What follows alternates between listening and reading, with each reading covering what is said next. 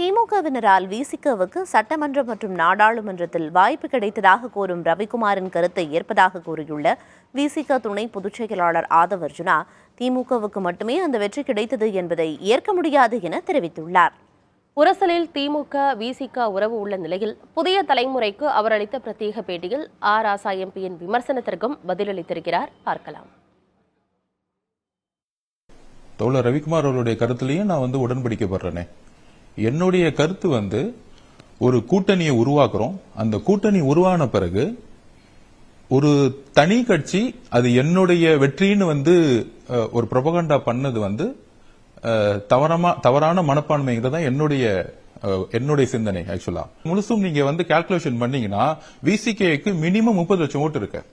அப்ப 30 லட்சம் ஓட்டு 90.99% விசிகேவை சுருக்காதீங்க. அதோட வளர்ச்சியை பாருங்க.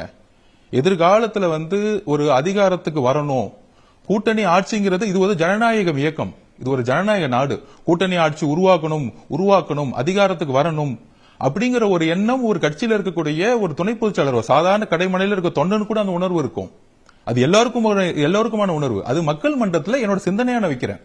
அந்த சிந்தனையே தவறுங்கிறது இது எந்த அளவுக்கு ஜனநாயகத்தை பேசக்கூடியவர்கள் முக்கியமா ஏன் திமுக தோழர் ராஜா அண்ணா ராஜா அண்ணா இது வெளிப்படுத்தினார்னு தெரியல. திமுக நோக்கி அல்ல, ஒரு விசிகே அதிகார பரவலை நோக்கி போறது அப்படின்னு சொன்னா எப்படி பிஜேபிக்கு சப்போர்ட் பண்ற மாதிரி இருக்கும்? ஏன் நான் உங்ககிட்ட கேட்கிறேன், விசிகேல 2-3 அமைச்சர்கள் உருவானா பிஜேபி சப்போர்ட் பண்ணுவாங்களா? அது எப்படி பிசிகேல இது எங்களோட கடுமையா பிஜேபி எதிர்க்கிறது இங்க யார் இருக்கா? சோ இந்த ஒரு தாக்கத்தை ஏற்படுத்தாதீங்க.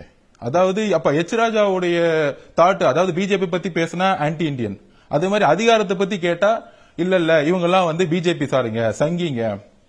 என்னுடைய ட்ராக் ரெக்கார்டு எடுத்து பாருங்க. அப்படி போகணும்னா எப்பயோ வேற கட்சிக்கு போயிருக்கலாம்.